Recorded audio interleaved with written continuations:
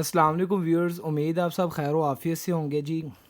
और सर्दी बहुत ज़्यादा, अपना ख्याल रखिएगा सब जी। आज का टॉपिक जो है वो प्रीवियस टॉपिक जैसे था चैप्टर नंबर 7 नाइन्थ क्लास का बायो एनर्जेटिक चैप्टर था। उसका टॉपिक जो हमने लास्ट डिस्कस किया जी वो मैकेनिज्म ऑफ फोटोसिंथेसिस के नाम से था, जिसके मैंने आपको बड़ा ब्रीफ किया था थोड़ा सा कि उस रिएक्शन के बेसिक 2 स्टेप होते हैं, एक लाइट रिएक्शन एक डार्क रिएक्शन। तो वो जो था वो एक शॉर्ट क्वेश्चन एमसीक्यूज़ के हवाले से ज़्यादातर पूछे जाने वाला पोर्शन है। ये जो आपके सामने इस तरफ डिस्कस किया जा रहा है ये ज़्यादातर लॉन्ग क्वेश्चन में रिपीट होता था और इंतहाई अहम क्वेश्चन इस चैप्टर का जो आपने फिंगर टिप पे रखना, बोर्ड में कई बार रिपीट होता है। इसकी डायग्राम आपके सामने बनाई गई है, आपने हर हाल में प्रैक्टिस करनी है, जिसका भी नंबर होता है बोर्ड में ड्रॉ करने का। तो सबसे पहले जो 3-4 बातें आपसे डिस्कस की गई थी प्रीवियस लेक्चर की, वो मैं दोबारा से रिकॉल करवाता हूँ। लाइट रिएक्शन को हमने लाइट इसलिए कहा था क्योंकि it need light to take place, इसे रोशनी का होना इसके लिए ज़रूरी है। सेकंड, इसके दौरान high energy molecule ATP molecule और दूसरा NADPH मॉलिक्यूल जो है वो सिंथेसाइज हुआ था। और तीसरा, ये रिएक्शन क्लोरोफिल की थैलाकोइड मेम्ब्रेन के ऊपर हो रहा होता है। तो ये 3 बातें वहाँ पे समराइज की गई थी। मजीद 2 बातें बताई गई थी कि इस दौरान वाटर जो है वो ब्रेक होता था, जो आपको बता दिया गया था डायग्रामेटिकली। दूसरा, यहाँ पे ऑक्सीजन प्रोड्यूस हो रही है।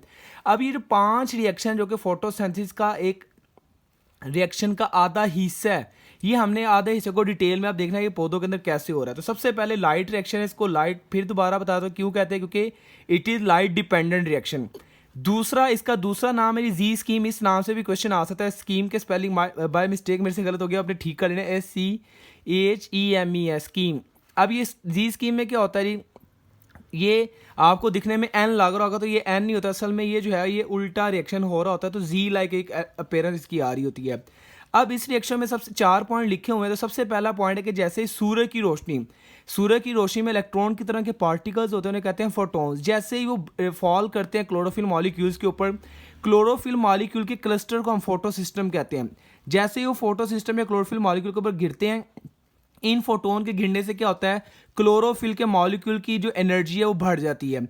जिस तरह उनकी एनर्जी बढ़ती है, ये क्या करते हैं, इलेक्ट्रॉन यहाँ से इमिट होकर बाहर निकल जाता है, क्लोरोफिल मॉलिक्यूल में से बाहर निकल आते हैं। इनकी असल में आयोनाइजेशन हो जाती है।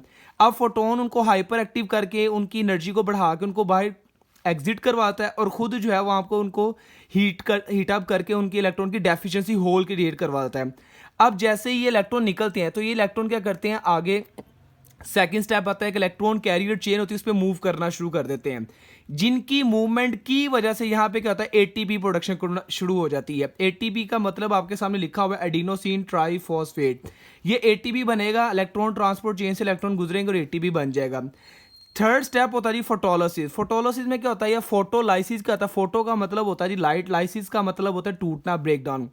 जैसे ही यहाँ पे इलेक्ट्रॉन की डेफिशिएंसी क्रिएट होती है, अब क्लोरोफिल मॉलिक्यूल जो है वो कोई एक इतना इलेक्ट्रॉन रिच मॉलिक्यूल था नहीं, वो इसकी इलेक्ट्रॉन की कमी पूरी हो जाती है। तो वो क्या करता है, अपनी इलेक्ट्रॉन की कमी पूरी करने के लिए अपनी सराउंडिंग में जो वाटर के वेपर होते हैं उन्हें रोशनी की मदद से ब्रेक करवा लेता है। जैसे ये पानी का एक मॉलिक्यूल H2O रोशनी की वजह से टूटता है, डेट इज फोटोलिसिस।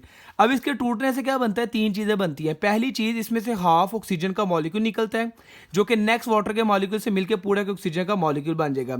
सेकंड चीज़, यहाँ से 2 हाइड्रोजन आयन निकलते हैं और ये हाइड्रोजन आयन अपने इलेक्ट्रॉन क्लोरोफिल मॉलिक्यूल को डोनेट कर देते हैं और खुद आयन बन जाते हैं। ये इसका थर्ड स्टेप है जी, डेट इज फोटोलिसिस।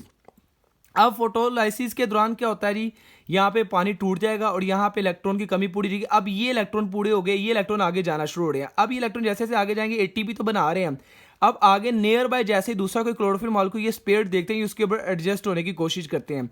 जैसे यहाँ पे एडजस्ट होगा तो क्या होगा, इनके इलेक्ट्रॉन आने से इसके जो पहले से मौजूद इलेक्ट्रॉन वो निकल जाएंगे।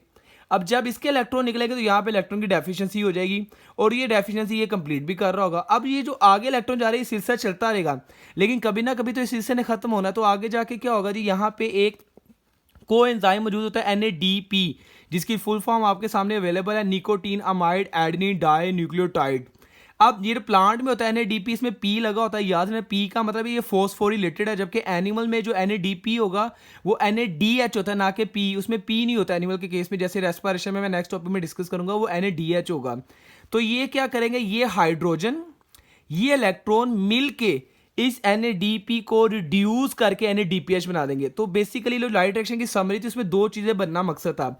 पहली चीज़ जो एटीपी मॉलिक्यूल है और दूसरी चीज़ जो एनएडीपी मॉलिक्यूल है, तो ये दोनों चीज़ें बन गई हैं तो लाइट रिएक्शन कंप्लीट हो जाएगा। जैसे ही कंप्लीट होगा तो ये जो एनएडीपी और एटीपी है ये नेक्स्ट डार्क रिएक्शन में जाएंगे और अपना काम वहाँ पे करेंगे, जो कि अभी नेक्स्ट आपके साथ डिस्कस कर दिया जाएगा कल इंशाल्लाह ताला। तो ये जो है ये प्रोसेस चलता रहेगा जब तक लाइट अवेलेबल रिएक्शन चलते रहेंगे।